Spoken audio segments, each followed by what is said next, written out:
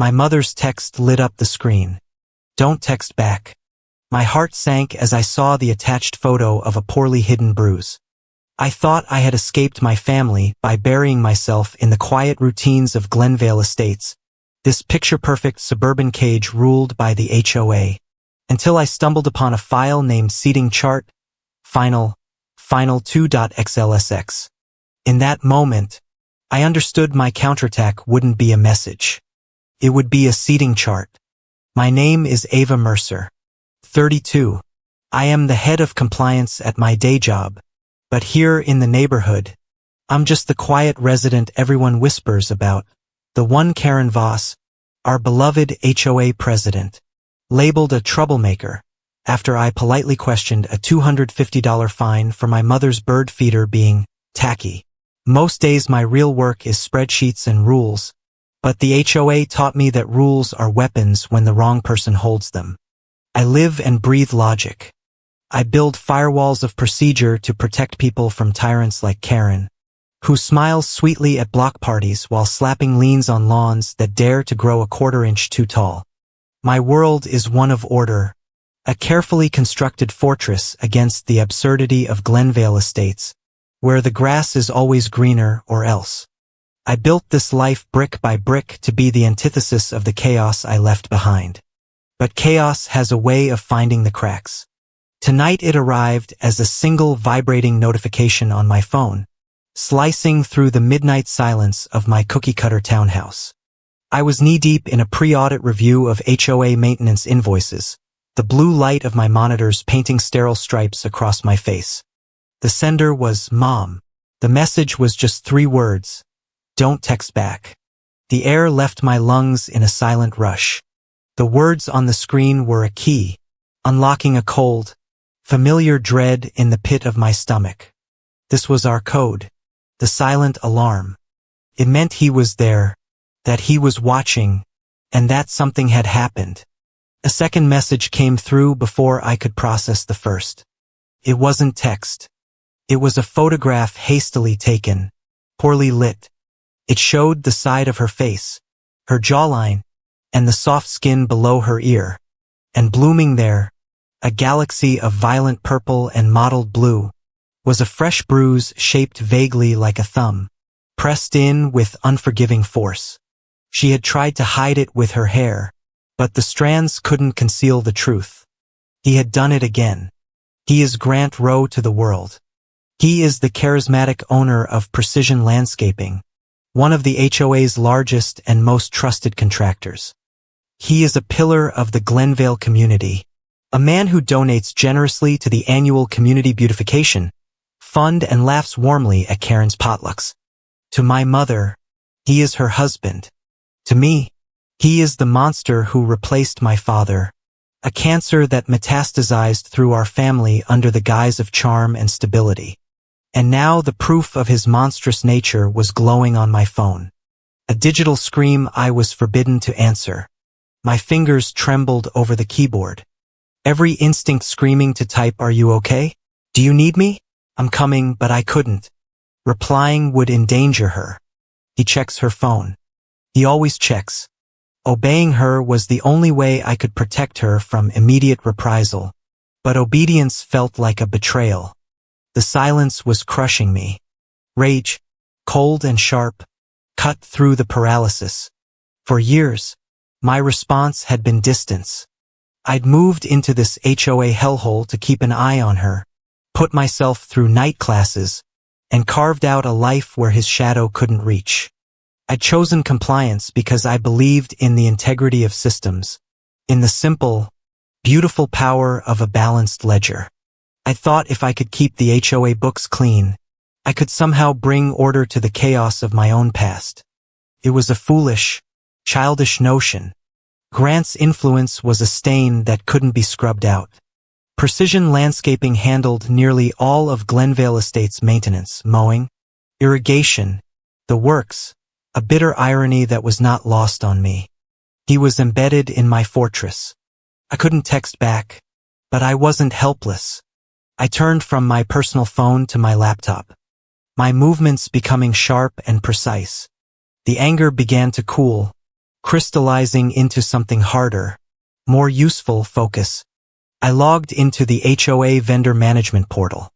My credentials, earned after Karen reluctantly appointed me volunteer compliance advisor to shut me up, granting me access to the financial pulse of the neighborhood. I navigated to the accounts payable section, my fingers flying across the keyboard. Filter by vendor, precision landscaping.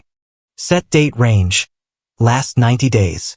The data populated the screen in neat, orderly columns. My eyes scanned the line items, the invoice numbers, the payment dates.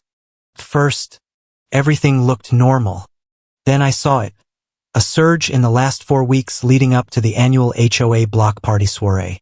Precision Landscaping's invoicing had jumped by nearly 30%. I clicked deeper, my breath catching in my throat. The charges were vague, padded with HOA jargon designed to deflect scrutiny. Expedited irrigation upgrades, premium turf consultation, disaster preparedness landscaping, all for the block party. A glorified potluck.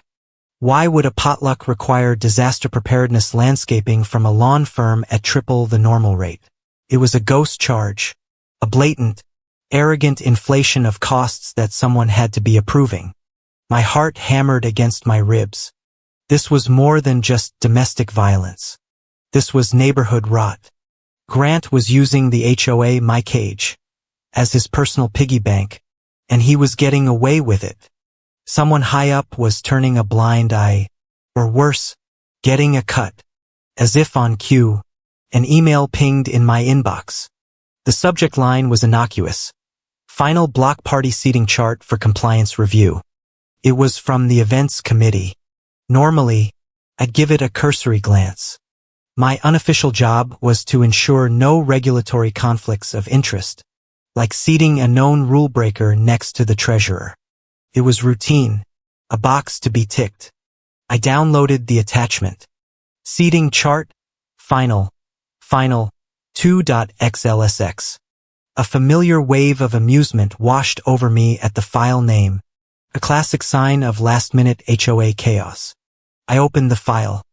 The spreadsheet was a sea of names and numbers, a microcosm of the Glenvale hierarchy. Table 1 naturally was for Karen Voss and the board. Table 2 for the executive residence. And there at Table 3, the VIP sponsor table, I saw his name, Grant Rowe. My stomach twisted. Of course he would be there, basking in the glow of the community gratitude he'd purchased with inflated invoices. I scanned the other names at his table, a few other contractors, and then seated directly to his right, Karen Voss herself, the HOA president, the woman whose signature would have to approve every single one of Grant's ghost charges. A coincidence? In my world, there are no coincidences, only undisclosed relationships and conflicts of interest. My eyes drifted across the columns. Table number, guest name, affiliation, dietary restrictions, and then one more, a column I had never seen on a seating chart before. The header simply read QR favors. The cells below it contained a series of unique alphanumeric codes. What on earth were QR favors? Some new tacky HOA tech trend for the block party. A digital thank you note. Felt wrong. Out of place. A variable in an equation that shouldn't be there. It was an anomaly, and my entire life was built on flagging anomalies. In that instant, the two disparate pieces of my night, the ugly bruise on my mother's face and the strange column in a spreadsheet, slammed together in my mind. The block party wasn't just a potluck. It was a nexus of power, money, and secrets. And this seating chart wasn't just a list of guests. It was a map. It was a schematic of the entire corrupt machine detailing who sat next to whom, who had access, who was important. It was a blueprint for influence. And Grant was sitting at the engine right next to Karen Voss, the woman who held the keys, the QR codes, the inflated invoices, the VIP table. They were all connected. A cold certainty settled over me. I would not text back. I would not call the neighborhood watch. who Karen would charm and dismiss with practiced ease. I would not confront him and trigger an explosion that would only harm my mother more. No, I would do what I do best. I would use the system, his arrogance, his belief that he was untouchable in this world of backyard deals and polite corruption would be his undoing. He thought the seating chart was a symbol of his power. I would turn it into his cage. My movements were swift now, devoid of hesitation. I took a high-resolution screenshot of the seating chart. I took another of the precision landscaping invoice summary page. I encrypted them, then saved them in a folder buried deep on my secure personal drive. The folder was named Starlight. It was a protocol I had developed for myself. A place for evidence on matters too sensitive for official HOA channels. A place where I worked in the dark to bring things into the light. The name was a promise to myself. A reminder of the clear, cold justice of a distant star. My gaze fell on the clock. 11:59 p.m. The block party was in 48 hours. Enough time. I opened the calendar app on my phone and set a new silent reminder. The alert was for 2 minutes from now, 12:01 a.m. The beginning of a new day. The label was simple. A quiet declaration of war. Begin the switch. The digital clock on my monitor flipped to 12. The reminder I'd set for myself vanished. This purpose served. A new day had begun. Staring at the screen, at the cold, hard grid of the seating chart, my mind drifted back to another grid, another carefully arranged setting, our family dinner table. Years ago, my mother met Grant Rowe a year after my father's funeral. He swept into our quiet, grieving house like a warm front, all expensive cologne, booming laughter, and ostentatious generosity. He bought my mother a new car, paid off the mortgage, and presented me, a sullen teenager, with gifts I didn't want but couldn't refuse without seeming ungrateful. In public, he was perfection. He'd place a hand on the small of my mother's back, a gesture of proprietary affection that everyone saw as charming. He called me his brilliant daughter to his friends, bragging about my grades. He was, by all outward appearances, the man who had saved the grieving widow and her lost child. But the performance always ended at the front door. Behind closed doors, the warmth evaporated, leaving a chilling vacuum in its place. The generous benefactor became a meticulous tyrant. Every expense was scrutinized, every action questioned.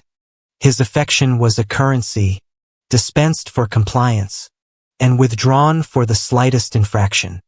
I remember one dinner, the heavy silence thick between us after I'd questioned why my mother had to quit her part-time job at the library. Grant didn't raise his voice. He never did. Not at first. He simply placed his knife and fork down with perfect, deliberate precision. He smiled. A tight, bloodless thing.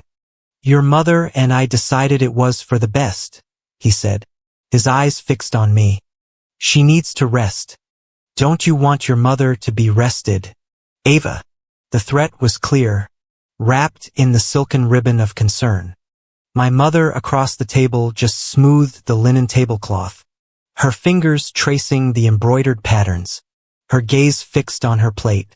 She was erasing the conflict, pretending it wasn't there. That was the first lesson Grant taught me.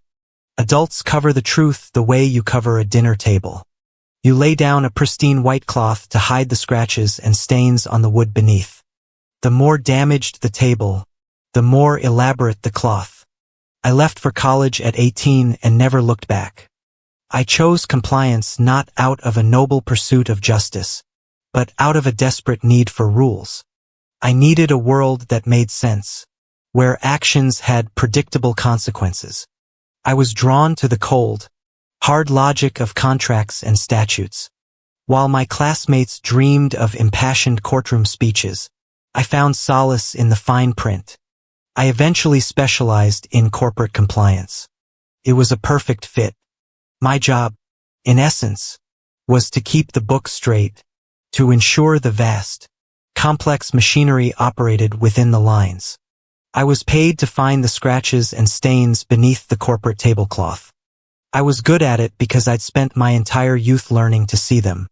When Glenvale Estates first signed Precision Landscaping as a vendor, I raised an internal flag, a routine one, citing a potential conflict of interest due to my familial connection. It was dismissed politely. My stepfather was a respected contractor and I was just a mid-level resident volunteer. To push the matter would have looked like a personal vendetta, so I watched and I waited. Over the years, Precision Landscaping's portfolio with the HOA grew. They won bid after bid for high-spec maintenance and irrigation installations. Their prices were always just a little higher than the competition, but their proposals were always flawless, their specs perfectly tailored to the tender. It was almost as if they knew what the board wanted before they asked for it. The costs were always justified with complex, impenetrable jargon. Grant was selling peace-of-mind landscaping, and in Karen's HOA, you can't put a price on that, especially when Karen's own yard somehow escaped every violation notice. The invoices were approved one after another. A year ago, I finally had enough seniority as volunteer advisor to act. I compiled a detailed report citing consistent pricing anomalies and a statistically improbable win rate for Precision Landscaping. I didn't mention Grant by name. I didn't have to. The data spoke for itself. I formally recommended a full independent audit of the vendor account. I submitted it directly to the one woman who had to sign off on it, Karen Voss, the HOA president. A week went by, then two. I sent a follow-up email. No response. I tried to schedule a meeting. Her assistant informed me Mrs. Voss was in budget meetings for the foreseeable future. My proposal hadn't been denied. It had simply vanished into a bureaucratic black hole. It was left to die on the vine in Karen's office. 2 days after my final attempt to get a response, my mother called me. Her voice was bright, cheerful, and utterly fake. "Grant was just saying how proud he is of you," she'd said, the words sounding rehearsed. "He knows how hard you work. He also said you must be very busy. He worries you're spending too much time on things that are already settled." There was a pause. I could hear him breathing in the background. "He thinks your curiosity is one of your greatest strengths, sweetie. But he says to be careful. It doesn't lead you down rabbit holes." The message was delivered. The threat was logged. He was using her as his messenger, turning my love for her into a leash. That was the day I stopped pushing openly. I learned to work in the quiet, in the dark. I learned that if you can't lift the tablecloth, you have to find the evidence underneath it in other ways. I started my own silent audit. I pulled the metadata from Precision Landscaping's submitted bid proposals, the digital fingerprints left on every file. I cross-referenced the creation dates, the author fields, the software versions. Then I started tracking the IP addresses from which the final bid packages were uploaded to our secure HOA server. Most came from Precision Landscaping's corporate network as expected, but 3 of the last 5, the 3 largest contracts, had come from somewhere else. An IP address registered not to Precision Landscaping, but to a private network node whose physical location was just 3 houses down the street, right where Karen Voss's McMansion sat. It was my smoking gun. Grant wasn't just colluding with Karen. They were actively working together on the bids. Karen was feeding him the requirements, and Grant was writing the winning ticket, padding the price to pay for the help. It was clean, efficient, and almost impossible to prove without a confession. I sat there in the glow of my monitors, the evidence I'd spent a year gathering now feeling horribly incomplete. It was all circumstantial. An IP address could be spoofed. Metadata could be explained away. I had the stains, but I couldn't rip off the tablecloth to show them to the world. And that's what an HOA covenant is, isn't it? It's just another kind of tablecloth, a thicker one woven with legal jargon and signed in ink. But its purpose is the same, to present a clean, orderly surface to make a messy, self-serving agreement look like a respectable deal. All of Glenvale Estates' business with precision landscaping was covered by these thick, impenetrable cloths. But once a year, the community throws a party, the annual block party soiree. It's the night where they pull out the finest tablecloth of all, made of silk and shimmering lights. It's where they celebrate their own success, where all the key players gather in one backyard to drink cheap wine and congratulate each other on another year of perfect lawns. It's the moment of their greatest pride, their most magnificent illusion. And people, when they are proud and comfortable, get careless. They talk, they boast, they let things slip. I'd been waiting for this soiree, waiting for the one night where all the abstract data points on my screen would become flesh and blood. Seated at tables, their guards lowered by alcohol and ego, my eyes fell back on the spreadsheet. Seating chart, final, 2.xlsx. It wasn't a blueprint of a party. It was a map of their greed, a detailed guide to the rot beneath the surface. And I, the volunteer compliance advisor, had just been asked to approve it, to sign my name to their hypocrisy. Karen and Grant had made a fatal mistake. They had invited the one person who knew the truth to help them set the table. The first phase of any operation is intelligence. The enemy's map must become your own. I exported the seating chart final 2 XLSX file from my email into a data visualization tool I use for network analysis. The bland grid of names and numbers bloomed into a web of connections, a living schematic of the night. I began to tag and color code, my screen glowing with the secret architecture of power at Glenvale Estates. Red was for targets, blue for assets, gray for neutrals. Table 3 lit up like a crimson nerve cluster. At its center, Grant Rowe. To his right, Karen Voss. To his left, the HOA treasurer, a woman whose signature appeared on every one of Precision Landscaping's questionable contracts. It wasn't a table. It was an ecosystem of complicity. This was ground zero. I marked table 5 in blue. Seated there was our HOA board attorney, Eleanor Vance. Eleanor was sharp, principled, and utterly by the book. She was an unwitting asset, a powerful witness if she could be made to see. She was currently seated across the backyard with a poor sight line to table 3, a strategic oversight that needed correcting. Table 7 was gray with a potential to turn blue. It hosted a senior reporter from the Glenvale Gazette, a neutral observer for now, but a powerful amplifier if the story broke. They needed to be within earshot, close enough to feel the shockwave. My objective was clear. I had to rearrange the battlefield without the enemy knowing they were being repositioned for an ambush.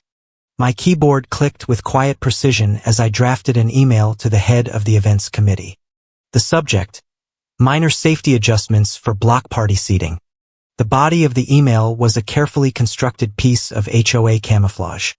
To better align with our enhanced community protection protocols, I wrote, compliance recommends a few minor seating adjustments to optimize sightlines and ensure key personnel are positioned appropriately relative to stage access and emergency exits.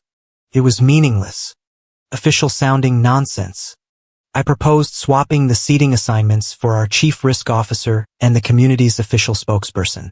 The move was strategically irrelevant on its face, but it achieved a critical objective.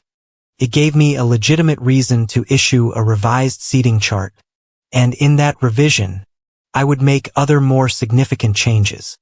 Eleanor Vance, the board attorney, would find her table assignment shifted closer to the main stage, directly adjacent to the press at table 7, and with a clear, unobstructed view of the nest of vipers at table 3. Next, the Trojan horse, the QR favors column. It was a vulnerability, and I would exploit it. I delegated a task to a junior volunteer on the events team, a bright kid fresh out of college who saw me as the ultimate mentor. I told him we were beta testing a new guest engagement platform for future block parties. His assignment was to generate a unique series of QR codes. He was thrilled.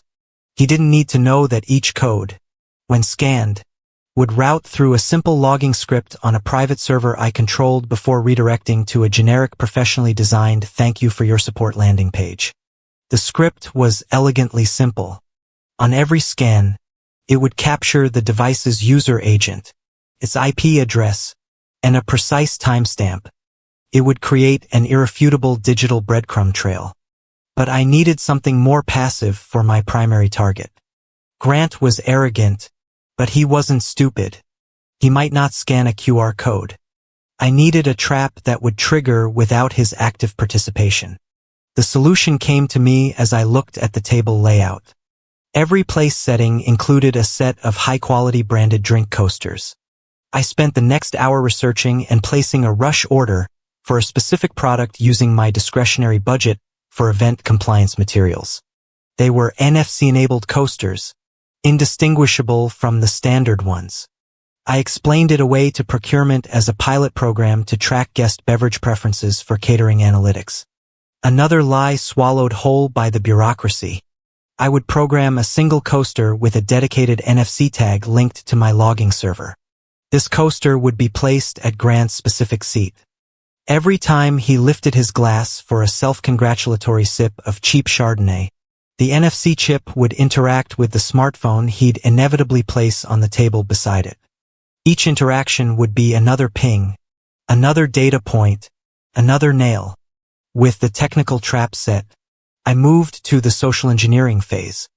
I attached my subtly altered seating chart to a new email address to the entire block party planning committee. Attached is the final compliance-friendly seating chart V3, I wrote. A few minor adjustments have been made for safety and protocol alignment. Please ensure this is the version used for all final preparations. Thanks for your hard work in making this a safe and successful evening. The key was confidence. The phrase "compliance-friendly" was my secret weapon. No one in the HOA ever questions a decision made in the name of compliance. It's the ultimate trump card to them. My approval was a guarantee of safety, a sign that everything was in order. As I predicted, the replies trickled in within minutes. Thanks, Ava. Got it. Looks good to me. No one read it. No one compared the versions. They just saw my name and assumed it was fine. Ava said it was safe. For the final piece of the puzzle, I needed hands on the ground. I couldn't execute the plan myself. I needed proxies, loyal and unquestioning. I selected 2 new volunteers for the events team, both barely a year into their HOA service. They were smart, ambitious, and still possessed that rookie desire to impress. I called them my event liaisons. I explained that due to some last-minute high-profile guest changes, I needed them to act as floor coordinators for a few key tables. Their job, I told them, was to handle any seating confusion with grace and to ensure certain guests were personally escorted to their correct seats. Using my revised chart as their guide, they saw it as a chance to prove themselves, to get face time with the board. They had no idea they were being positioned as pawns in a silent coup. The operation now had a name in my mind. Plan Switch. Its primary goal was simple. The original seating chart had placed Grant at a corner table, shielded by Karen and surrounded by allies. It was a position of power away from the main cameras that would be broadcasting the president's speech onto the large screens in the backyard. My revised chart changed that by subtly shifting the entire table's orientation and swapping a few key guests. I had moved him. He was now in a direct line of sight of the primary live feed camera. He was no longer in a shadowy corner. He was on center stage. He just didn't know it yet. The conditions for detonation were now in place. All the components were assembled and waiting. But the trigger itself was something I couldn't control directly. It had to be organic. The plan would only work if a specific conversation happened naturally. It required a catalyst. The right person saying the right words into the right microphone at precisely the right moment. I had built the perfect trap. Now I just had to trust Grant's monumental ego and Karen's insatiable need for control to walk right into it. I opened the final version of the seating chart on my screen. It looked so innocent, a list of names on a grid. But I saw the battle lines. I saw the trap. I saw the path to victory. I hit print. The low hum of my home printer filled the silent townhouse. I took the warm sheet of paper. The ink still fresh. I checked it one last time, my eyes scanning the names, the tables, the flow of the backyard. It was perfect. I folded the paper in half, then in half again, the creases sharp and exact. It was no longer a spreadsheet. It was a weapon, compact and deadly. I slipped it into my clutch purse, where it rested against my phone, a paper dagger, waiting for the party. The 48 hours leading up to the block party were a blur of calculated calm. On the surface, I performed my duties with my usual efficiency. I approved vendor contracts, reviewed policy updates, and attended meetings, my face a mask of professional placidity.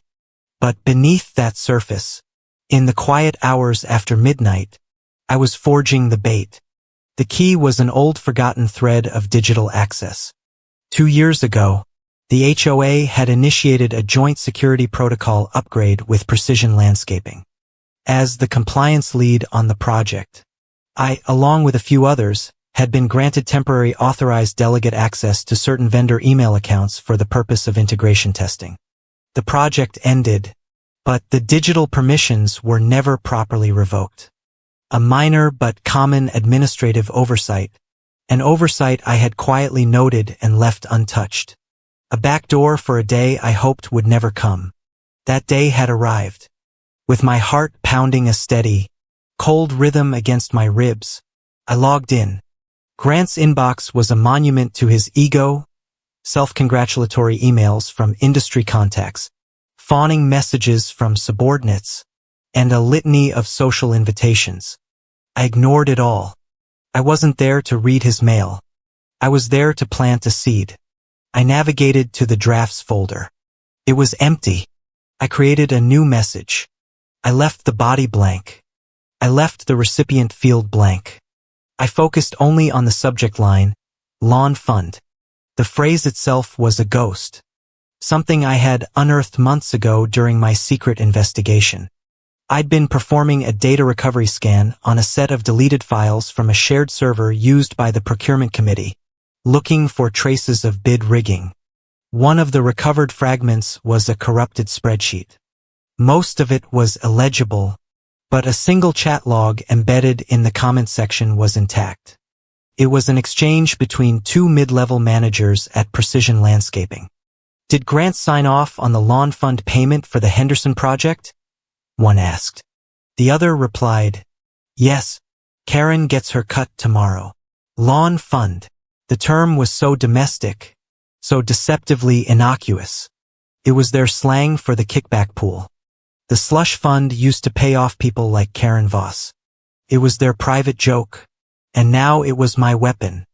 I typed the 9 letters into the subject line, saved the draft, and logged out, leaving no trace of my visit. The digital time bomb was set. The night of the block party arrived.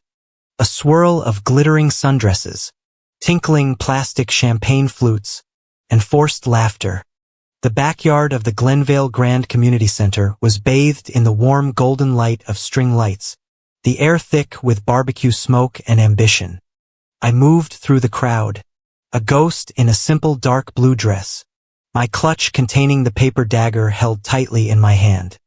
My 2 rookie coordinators were already in position, bright-eyed and eager, guiding guests with a polite efficiency that masked their true purpose. I watched as they directed Eleanor Vance to her new strategically advantageous table. I saw them place the specially marked name cards at table 3, ensuring the NFC coaster was perfectly aligned with Grant's designated seat. Everything was proceeding according to the plan. I let an hour pass. I made small talk with neighbors. I nursed a glass of sparkling apple cider, the bubbles fizzing against my tongue. I needed Grant to be comfortable, his ego inflated by the fawning attention of his peers, and his judgment softened by at least 2 glasses of cheap wine. From across the yard, I watched him. He was in his element, laughing loudly, clapping Karen Voss on the back. His phone was on the table, right next to his glass, just as I knew it would be. It was time to light the fuse. My walk across the backyard felt like traversing a minefield. Every step was deliberate. I smoothed my dress, composed my features into a pleasant, professional smile, and approached table 3. "Good evening, everyone," I said, my voice calm and even. The group looked up, surprised to see the usually reserved compliance volunteer making social calls. "Karen, a pleasure to see you." Karen gave me a polite, if slightly confused, nod, her signature move when she smelled trouble but couldn't prove it yet. Grant, however, beamed, his face flushed with alcohol and self-satisfaction. "Ava, my brilliant daughter, come join us." "I can't stay," I said, keeping my tone light. "I'm just making the rounds. I did want to mention something to you, Grant. The events team has rolled out a new QR gift for our top-tier sponsors. It's tied to your table." I gestured vaguely toward the floral centerpiece where my team had placed the QR card I designed. "You just need to scan it to confirm your sponsorship package for the evening."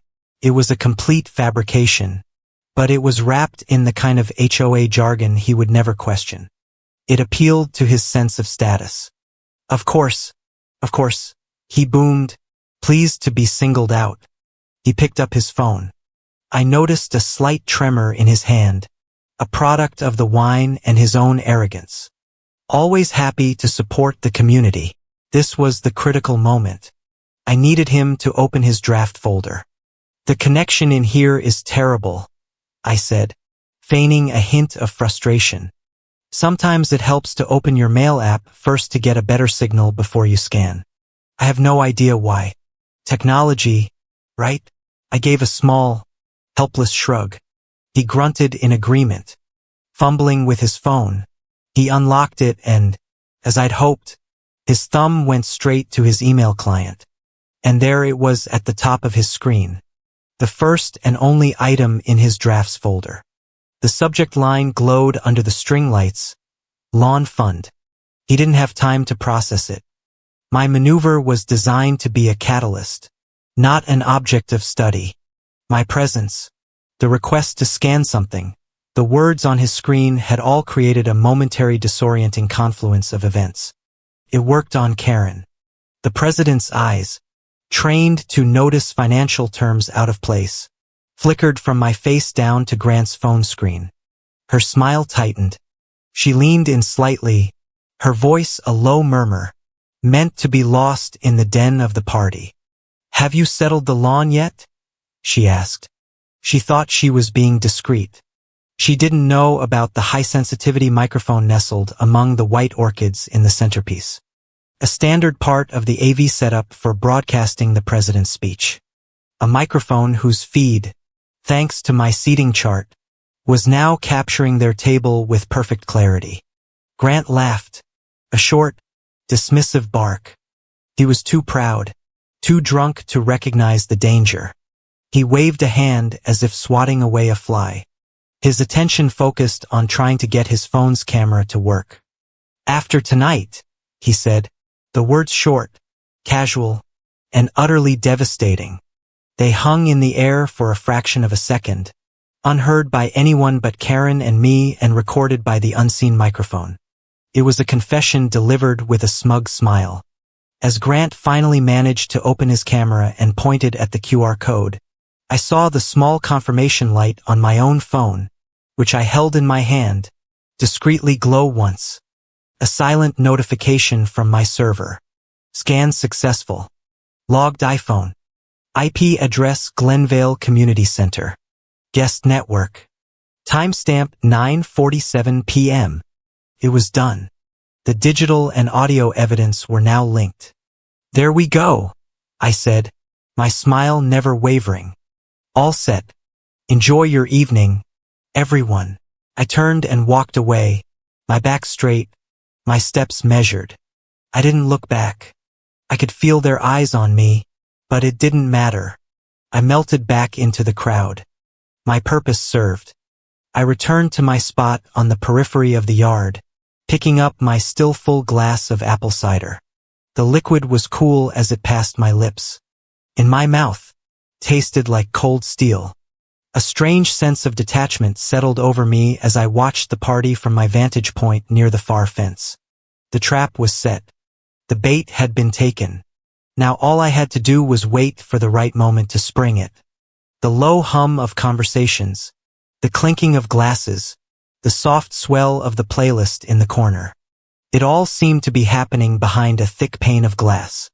I was an observer, a ghost at the feast, my purpose a cold, hard stone in my gut.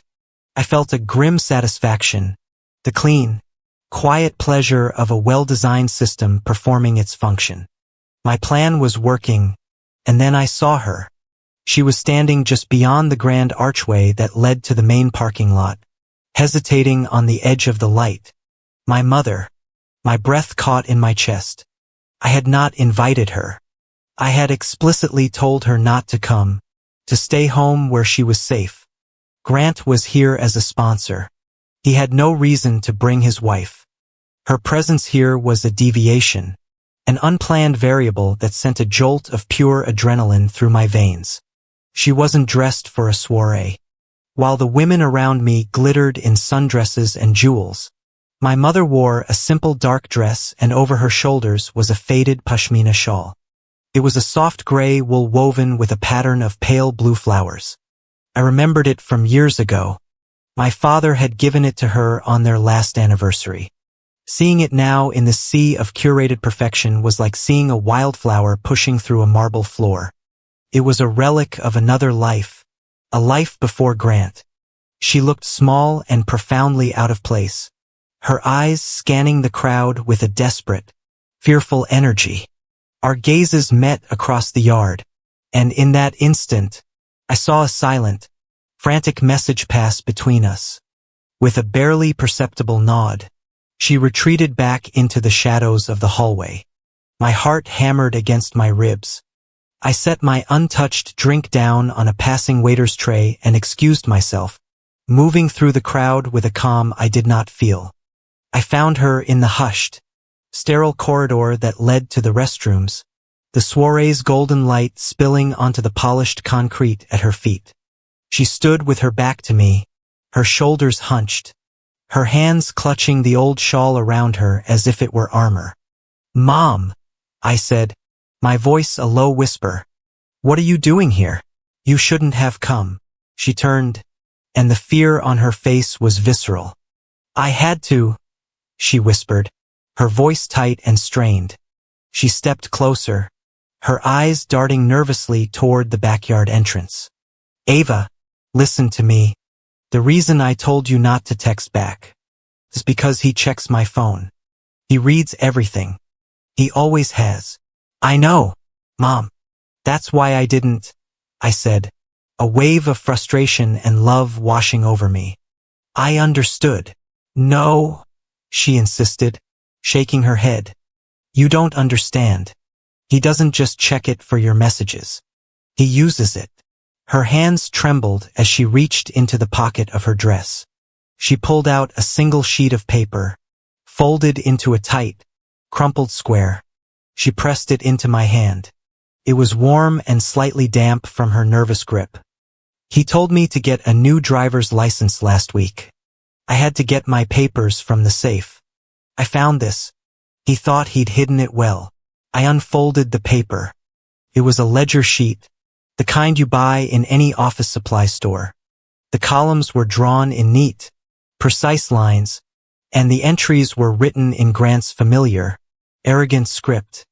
At the top, he had written 2 words, "Lawn Fund." My blood ran cold. It was real. It wasn't just a phrase in a chat log. It was an active account ledger. Below the title was a list of dates followed by a series of small 5-figure electronic transfers to an anonymous account number. They were the kickbacks, the payoffs to Karen, the evidence in his own handwriting. I started, my voice catching. This was more than I could have hoped for. This was physical proof. Look closer, she urged, her whisper barely audible. My eyes scanned down the list of transactions, and then I saw it. Tucked between two of Grant's entries was a line written in a different hand, a familiar looping cursive. My mother's handwriting. It was a simple notation, an arrow pointing to the transaction above it, and 2 words, K-share. The paper felt like it had burst into flame in my hand. Karen. The air rushed from my lungs, and for a dizzying second, the concrete floor seemed to tilt beneath my feet. I physically recoiled, taking a half-step back from her.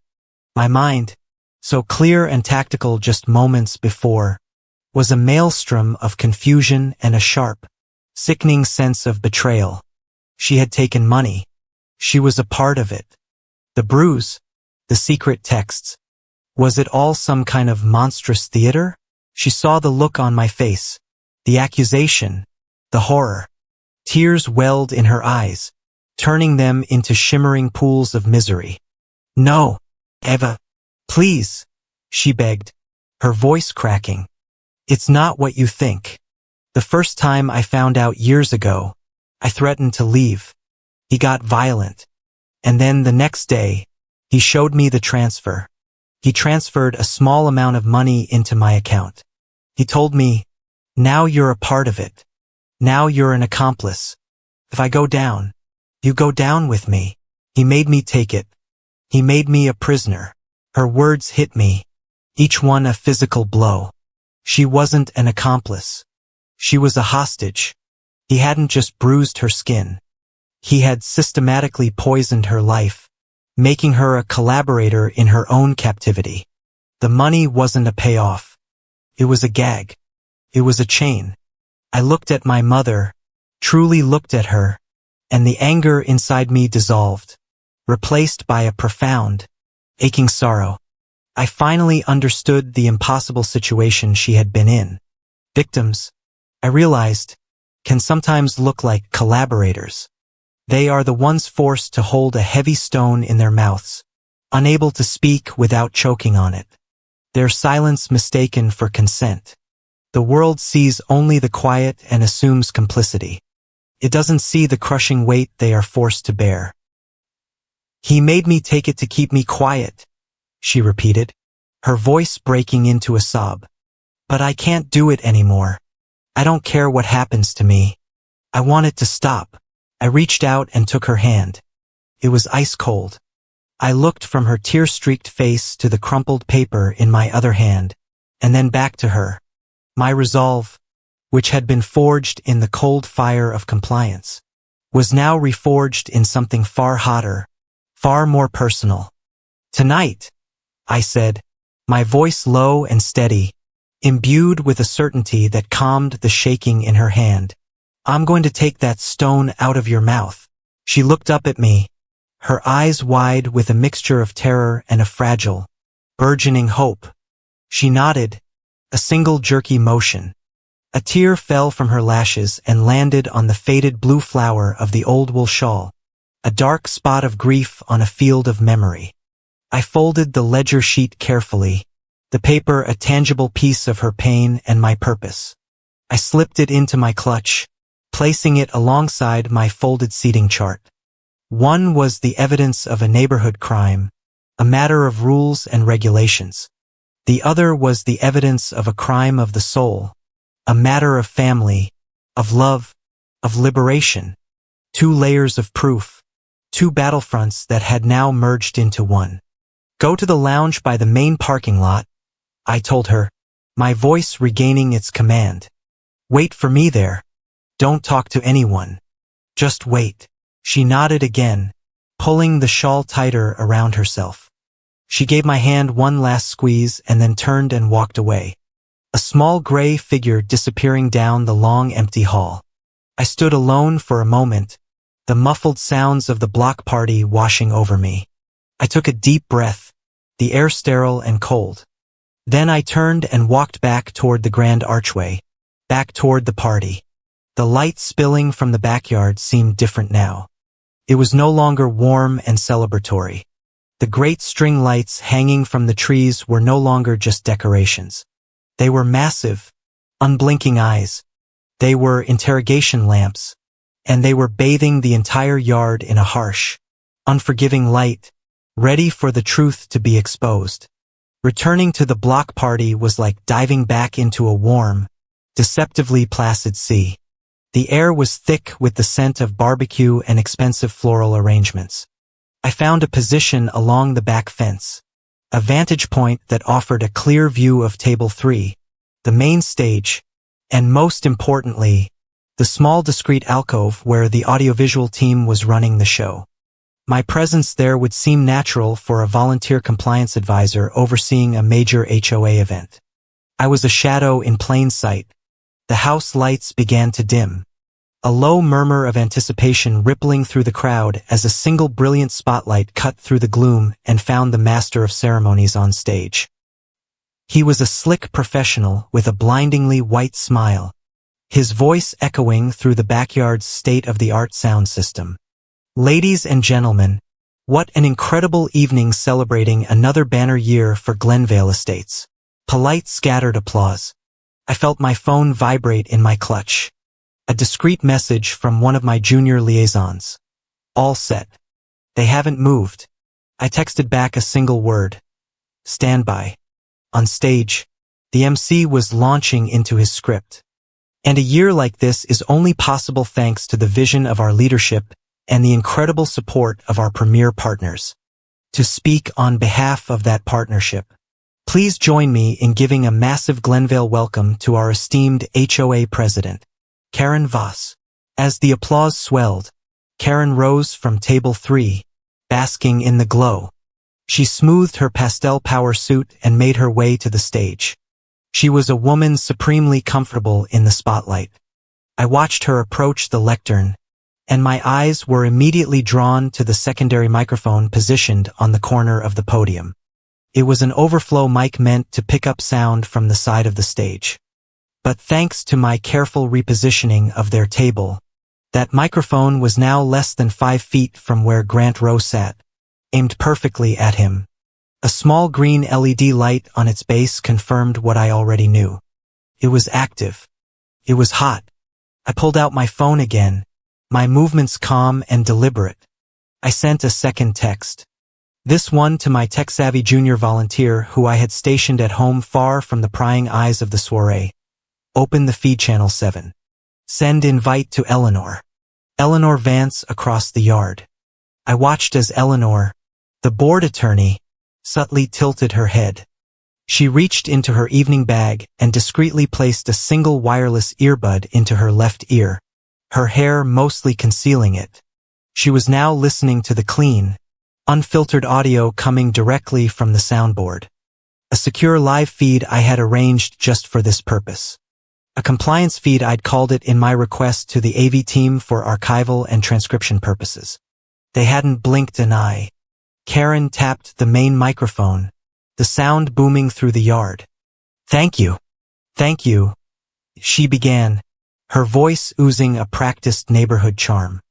It's truly an honor to be here tonight, not just as your president, but as a member of this incredible family.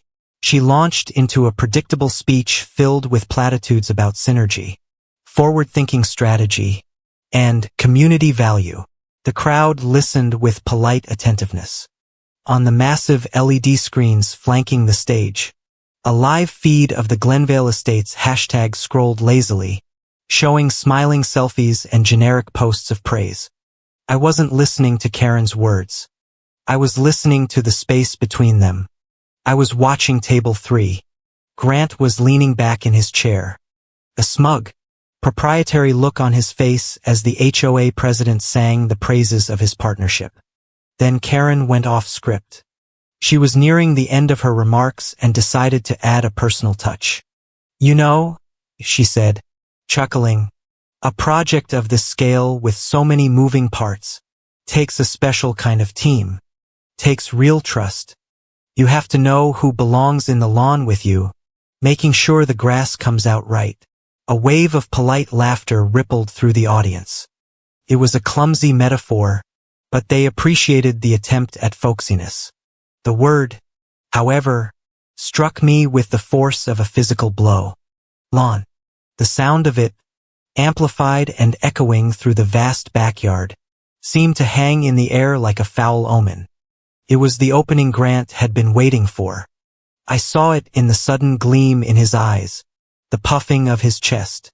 This was his moment of validation, fueled by wine and an unshakable sense of his own untouchability. He leaned over to his left toward Karen on the stage as if sharing a private joke with a co-conspirator. He nudged the man next to him, who wasn't Karen, but the now-seated treasurer.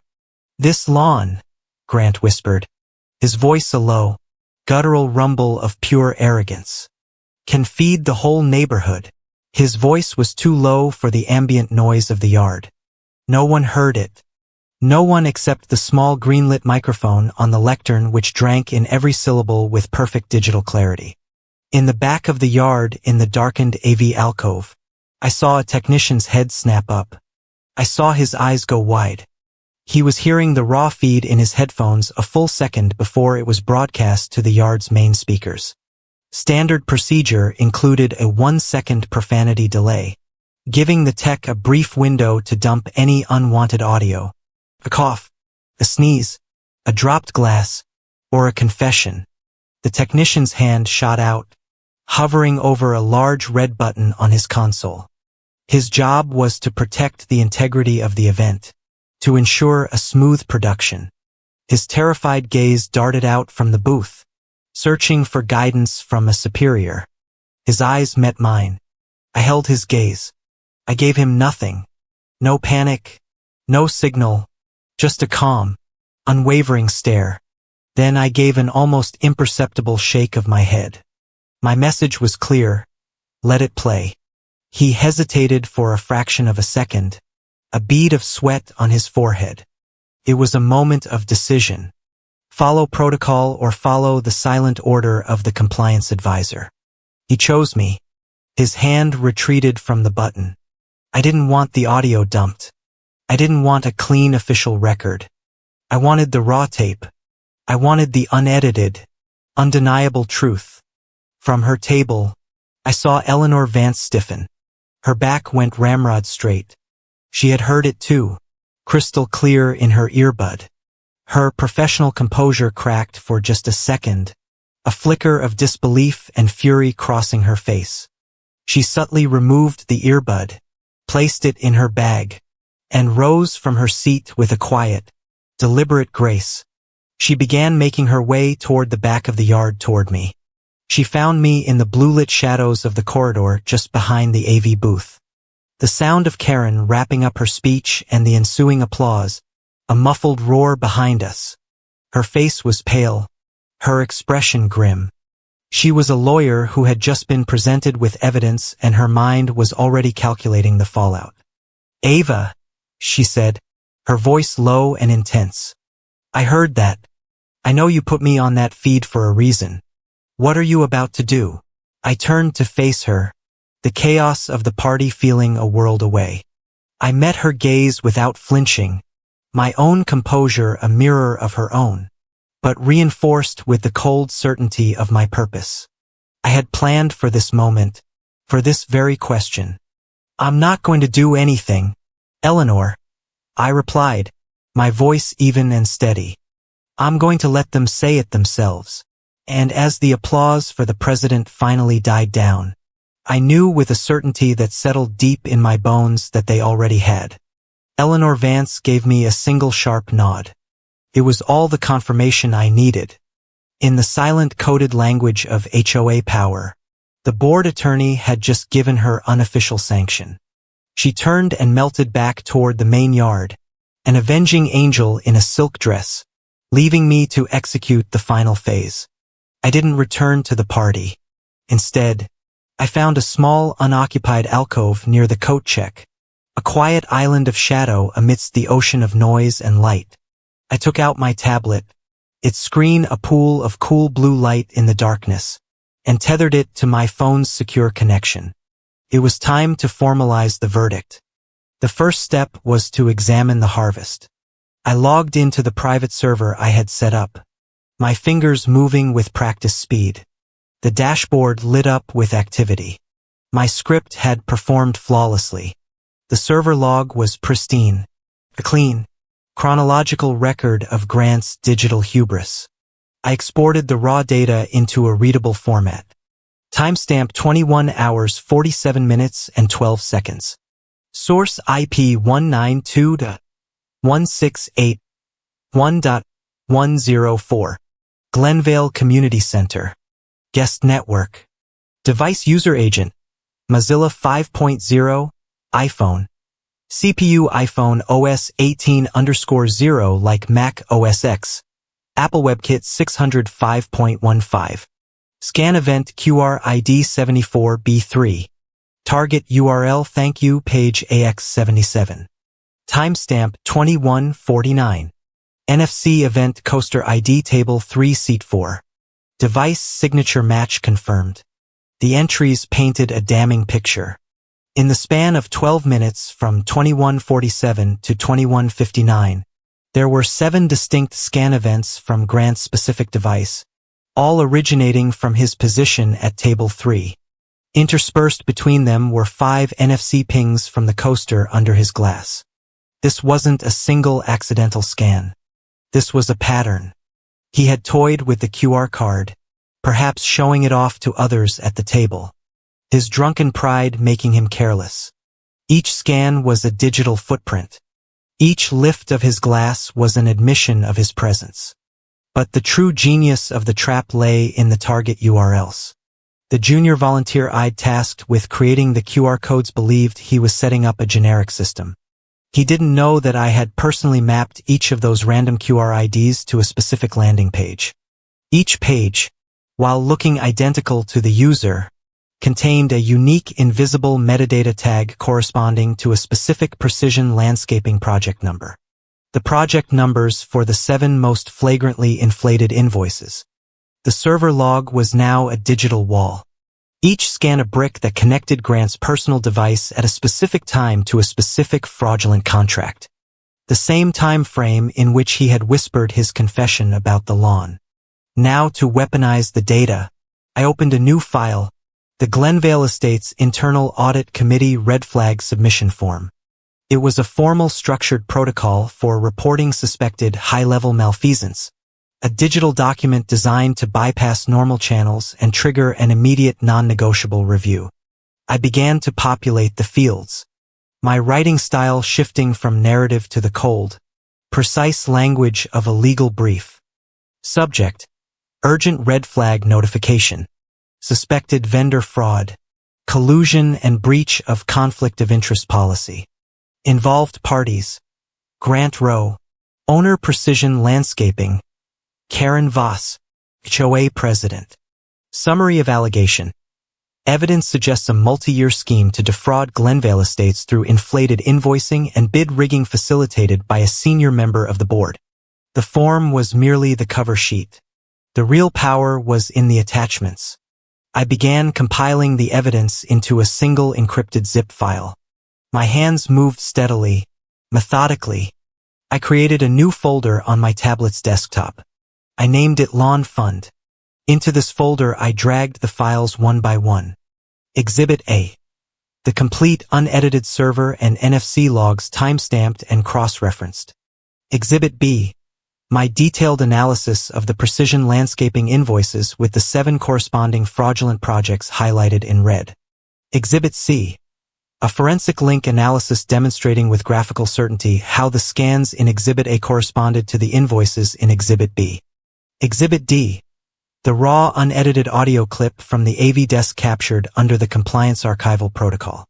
I included a notarized transcript of the key phrase, "This lawn can feed the whole neighborhood." Exhibit E. A high-resolution scan of the crumpled ledger sheet my mother had given me, with Grant's handwriting and her own damning, coerced notation clearly visible. I reviewed the contents. Each piece of evidence was a single note, but together they formed a symphony of guilt. The legal threshold for triggering an immediate internal investigation had not just been met, it had been shattered. I had documented a convergence of suspicious financial transactions. I had established a clear, undisclosed conflict of interest, and I had a verbal confirmation captured and timestamped. It was an airtight case built from the digital and physical refuse of their own arrogance. I compressed the folder. The progress bar filled in a fraction of a second. Lawnfund.zip. I attached it to the red flag submission form. I added the audit committee distribution list to the recipient field. Then I typed in one more address in the CC field. Eleanor Vance, HOA board attorney. The board attorney would now be an official party to the proceedings. My finger hovered over the submit button on the screen. This was the final irrevocable step. The culmination of a year of silent evidence gathering, of a lifetime of suppressed anger. This was the moment the silent, methodical work of compliance became the loud, brutal work of justice. The server logs, the audio clip, my mother's crumpled note. It was all condensed into this single point of pressure under my fingertip. I pressed down.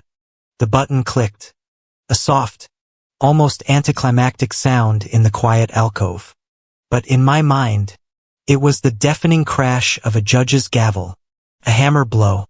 The system confirmed the submission with a simple green check mark. Report submitted successfully. The machine was now in motion. Automated notifications were already firing off to the encrypted devices of the board's audit committee members. My role as prosecutor was over. The next few moments required me to be a director. I sent a text to a single contact in my phone, David Chin, the head of community security. He was ex-military, a man who valued discretion and clear instructions. My message was a prearranged code. Initiate Protocol Nightingale. Silent. It was a protocol we had designed for sensitive executive situations. It meant no alarms, no loud confrontations.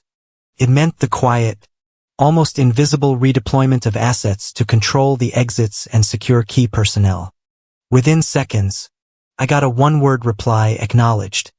Then my final message, the most important one.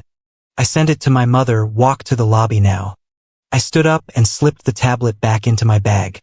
I walked to the edge of the alcove, my body once again a silhouette against the bright, noisy backyard. I scanned the yard.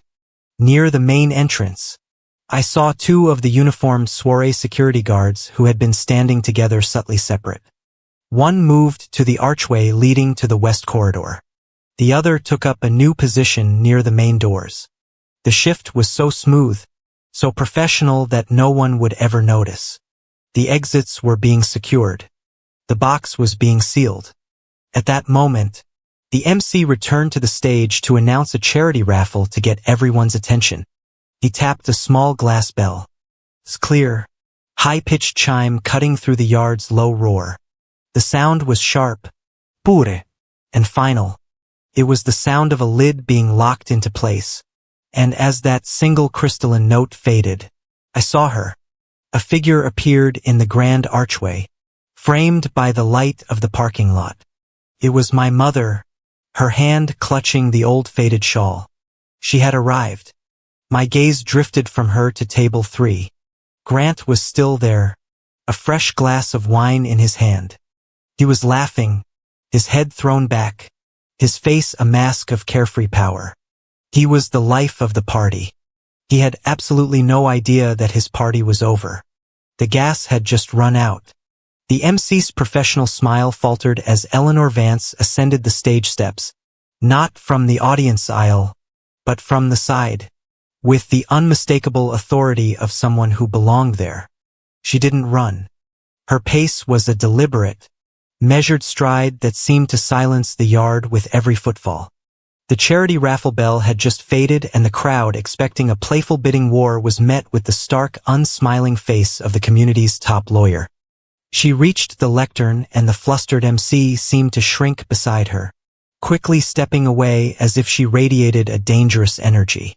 Eleanor adjusted the microphone, the slight scraping sound unnaturally loud in the now hushed backyard. "Good evening," she said, her voice devoid of any festive warmth.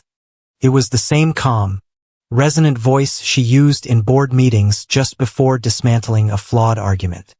"Apologies for the interruption. I need just a moment of your time for a critical compliance matter." Compliance. The word dropped into the celebratory atmosphere like a block of ice. It was a word of audits, of investigations, of trouble. A confused murmur rippled through the assembled guests. Out of the corner of my eye, I saw Karen Voss at table 3 shift uncomfortably in her seat, her hand nervously finding the stem of her wine glass. Grant, however, still seemed insulated by his own arrogance, a look of annoyance on his face at the interruption of his evening. This was my cue. I took a single step forward, moving from the deep shadows of the back fence to the soft, hazy edge of the stage lighting. It wasn't a spotlight, but it was enough for him to see me. Grant's eyes scanned the yard, first looking at Eleanor on stage, then sweeping across the crowd. They found me. For a moment, there was nothing but confusion in his expression. And then, in a slow, sickening wave, comprehension dawned. He saw me standing there, my posture calm, my expression unreadable. He saw my mother's silhouette framed in the distant archway. He connected the dots, the strange seating chart, the awkward QR code request, the presence of the board attorney on the stage. The blood drained from his face, leaving behind a pasty gray mask of shock. The smug confidence evaporated, replaced by the raw, primal fear of a predator who has just realized he has walked into a cage. I didn't raise my voice. I didn't need to. In the charged silence, my words carried with the deadly precision of a thrown knife. I spoke directly to him, a thread of sound connecting the two of us across the cavernous yard. "Mr. Rowe," I said, my voice as cold and clear as the chime of the bell that had preceded it. "I do hope you enjoyed your accommodations this evening. Your seat was, after all, truly VIP." I paused, letting the word hang in the air before delivering the final quiet cut. "A view into proof." The acronym landed. VIP. View into proof. His jaw worked, but no sound came out. His world, so carefully constructed, was fracturing around him. He finally found his voice, a strangled, sputtering whisper that was a pathetic imitation of his earlier bravado. "You," he stammered, his eyes wide with disbelief. This seating chart stunt. "You did this." In response, I reached into my clutch and slowly pulled out the folded sheet of paper, my paper dagger. I didn't unfold it. I simply held it between my thumb and forefinger, a small white square of immense power. "It's just logistics," I said, my voice flat, the same boring HOA word I had used in my emails, now repurposed as the chilling confirmation of his undoing. Panic erupted at table 3. Karen Voss shot to her feet, her face a mess of terror and false bravado. She looked frantically between me, Grant, and Eleanor on the stage. "Now wait a minute," she said, her voice pitched too high. "Whatever this isn't the time or the place. We can discuss this in private." "No." The word from the stage was absolute, cutting through Karen's desperate plea like a guillotine. Eleanor's gaze was fixed on her, her expression as hard as granite. "We will handle this here. Now." She gave a subtle nod to the AV booth at the back of the yard. The technician, who had been waiting for his cue, hit a single key. There was a soft crackle from the speakers, and then the yard was filled with a sound that was both familiar and horrifyingly out of place. It was Grant's own voice, not the booming, confident voice of a contractor, but the low conspiratorial whisper he had used at his table less than an hour ago. "This lawn," his recorded voice rumbled, echoing from every corner of the silent backyard, "can feed the whole neighborhood." A collective gasp swept through the crowd. The silence that followed was absolute, profound. The boast, so smug and private just moments before, was now a public confession, laid bare for his neighbors, his partners, and the press to hear. In that moment, he was no longer a respected contractor. He was just a common thief, exposed by his own foolish pride. Karen collapsed back into her chair as if her bones had dissolved, her face ashen. Grant looked around wildly, his eyes burning with an impotent cornered rage. My gaze left him. I looked past the sea of shocked faces, past the glittering tables and floral arrangements to the archway leading to the parking lot. My mother was still standing there, no longer hesitating in the shadows, but standing tall in the light. Our eyes met, and for the first time in years, I saw no fear in her. I saw no pain. I saw only a quiet, steely strength. The performance was over. The lie was dead. She held my gaze and gave a slow, deliberate nod. The stone was finally out of her mouth. Then I saw movement from the edges of the yard. Figures began to advance. It was David's security team. They moved with a quiet, fluid efficiency, their dark suits allowing them to blend with the shadows. They weren't rushing. They weren't creating a scene. Their paths were direct, intersecting, following the invisible grid lines of the yard's layout. They walked down the aisles I had helped create, their routes dictated by the very same logistical map I held in my hand. They were following the seating chart, a tactical guide leading them directly to their target.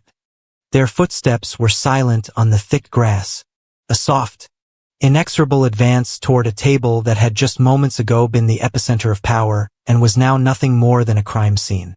The security team formed a silent, unobtrusive perimeter around table 3. They did not draw weapons or raise their voices. Their presence alone was a statement, a subtle but absolute redrawing of the yard's boundaries. The rest of the block party's attendees were frozen, a captive audience to a neighborhood execution. Eleanor Vance descended from the stage, holding a thin leather portfolio, and walked toward the table. Her path was clear, the crowd parting before her as if she were royalty. She arrived at the table and placed the portfolio down, opening it with a soft click. She slid a single heavy stock document across the pristine white tablecloth, stopping it directly in front of Karen. The Glenvale Estates letterhead was visible at the top. The title was printed in a bold, unforgiving font. Notice of immediate temporary suspension of vendor contract. Ms. Voss, Eleanor said, her voice as crisp and formal as the document she presented. This is a notice effective immediately that Glenvale Estates is suspending all contracts with Precision Landscaping pending the results of a full internal investigation by the board's audit committee. This document requires your signature to acknowledge receipt. Karen stared at the paper as if it were a venomous snake. The words, the sheer bureaucratic force of them, seemed to hit her harder than the public humiliation. This was the language she understood. This was the severing of the artery that fed her wealth and her power.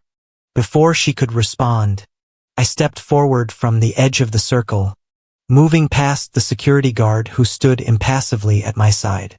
In my hand, I held a single sheet of paper, an addendum I had printed at the same time as the seating chart. I placed it gently on top of the suspension notice. There is an additional appendix. Eleanor, I said calmly. She looked at my document, then at me, a flicker of understanding in her eyes. Please proceed, Ms. Mercer. I looked directly at Karen. This is a legally binding addendum to the notice, I explained, my voice steady. It is a mandated commitment of non-contact with any and all potential witnesses related to this investigation. A violation of this agreement will be considered witness tampering, and will be referred to the district attorney's office. I paused, letting the legal weight of the words settle into the silence. The primary witness on the non-contact list is of course redacted on your copy for their protection. I then lifted my gaze from the paper and spoke his victim's name into the public record for the very first time. But for the sake of clarity for all parties present, that name is Mrs. Helen Mercer, my mother's name. Hearing it spoken aloud in this context, as a protected witness, and not as his wife, was the final unforgivable insult to her shattered authority. A guttural roar of pure rage erupted from Grant's chest. "You," he bellowed, shoving his chair back as he lunged across the table. His hand clawed, reaching for me. He never came close. The security guard to my left moved with a speed that was astonishing in its efficiency. He didn't strike Grant. He simply put himself in the path of the lunge. His arm coming up to block Grant's own.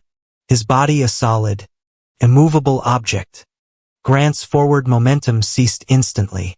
His arm, which had been reaching for my throat, was stopped midair, frozen a foot from my face. He hung there for a moment, suspended by the guard's unyielding hold, a man of immense power suddenly and completely powerless, like a marionette whose strings had just been severed.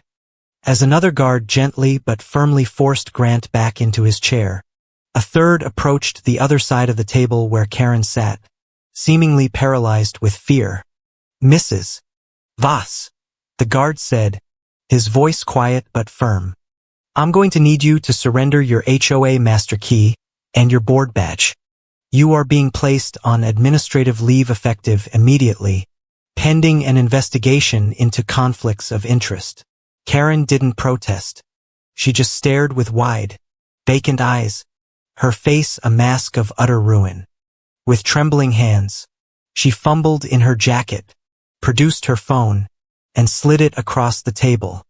She then unclipped the Glenvale Estates board badge from her lapel, the plastic card that had been her passport into this world of power and influence.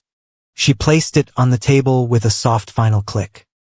I looked at the assembled parties, at the guards, at Eleanor, and at the two people whose lives had just been dismantled. It was time for the official record. I spoke clearly, my voice projecting just enough to be captured by the still active microphones. For the record, all statements and actions taken here this evening have been recorded.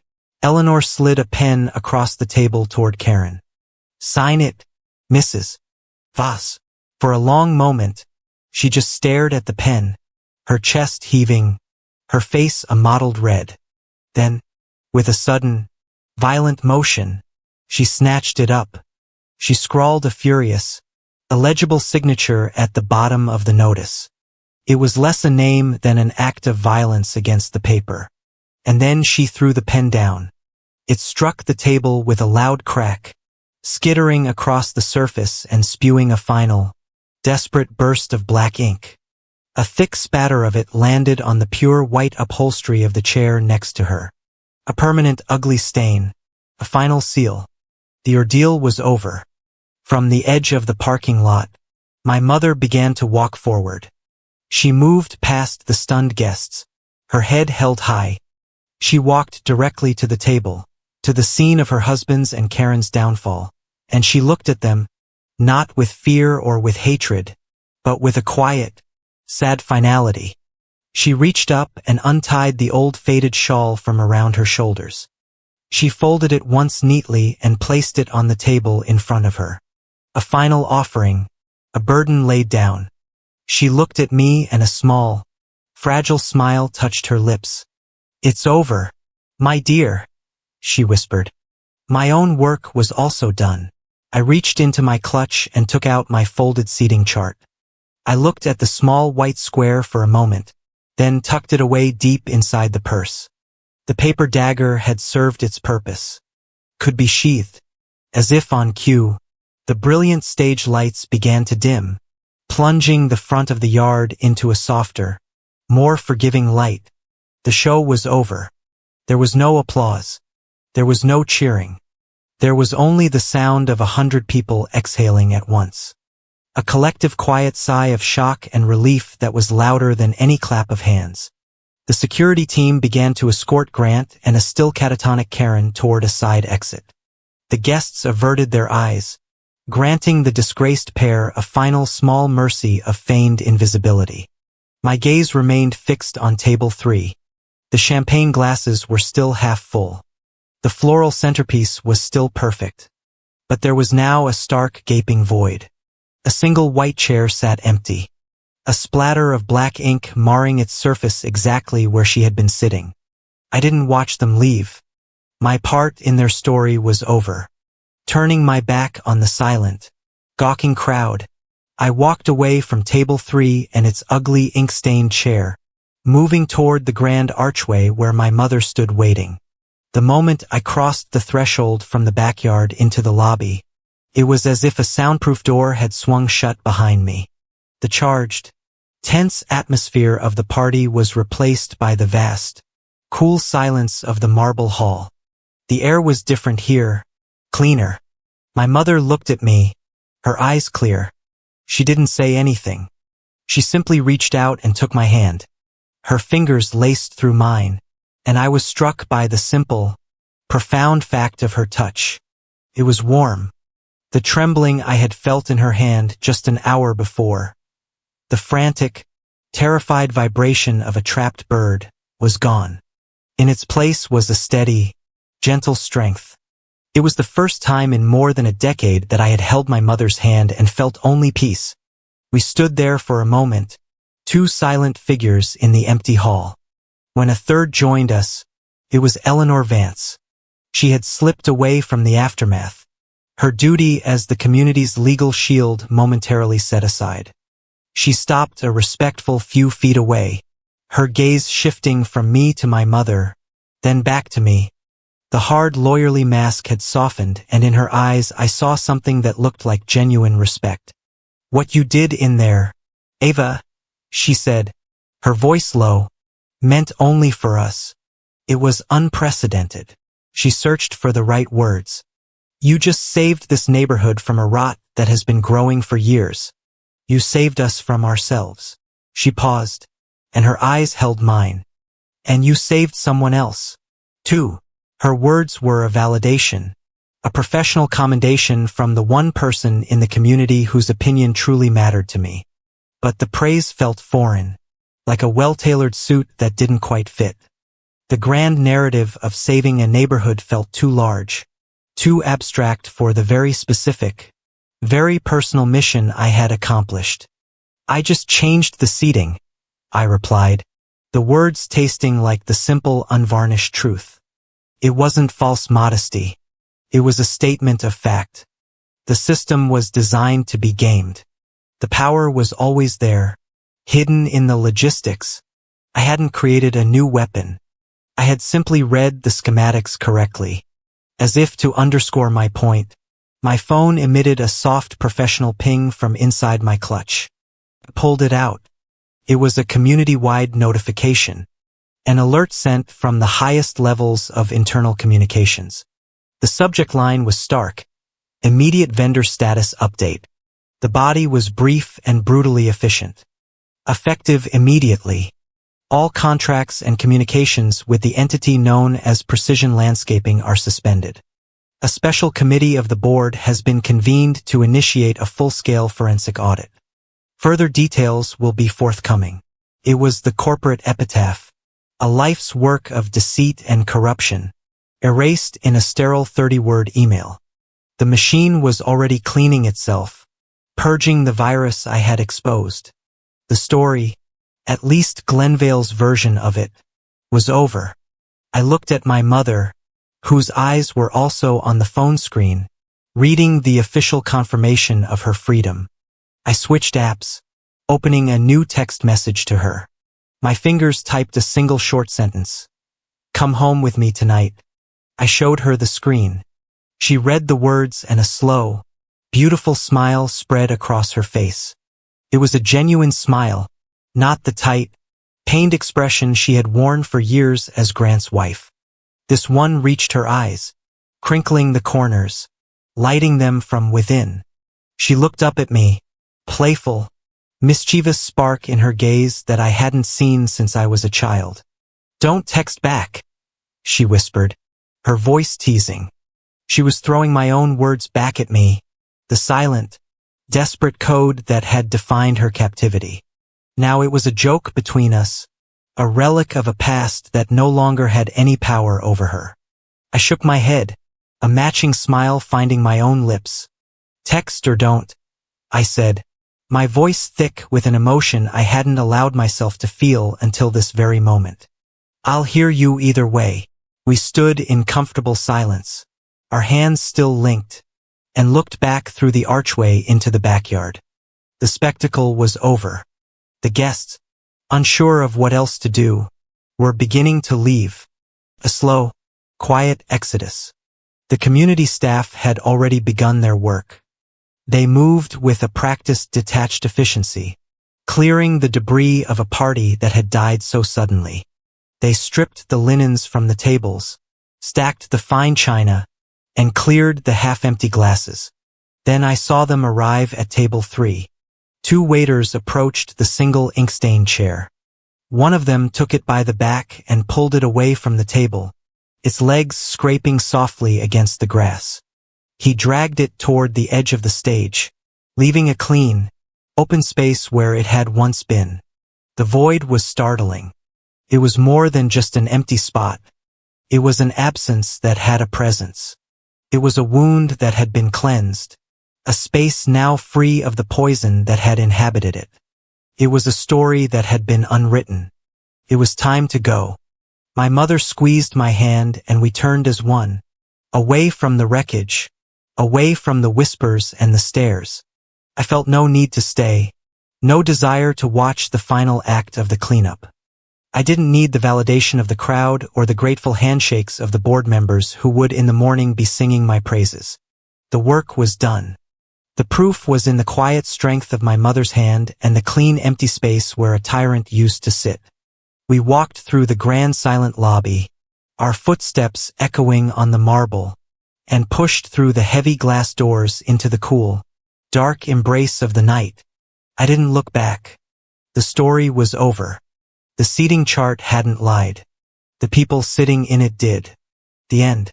Thank you so much for listening to this HOA Karen story. I'd love to see where in the world you're tuning in from. So please drop a comment below with your city or country and let me know your thoughts on Ava's journey. Let's get a conversation started. If you enjoyed this, please consider subscribing to the channel and giving this video a like. And if you really want to support this narrative and help it reach more listeners, please hit that like button. Your support means the world and helps stories like this be heard.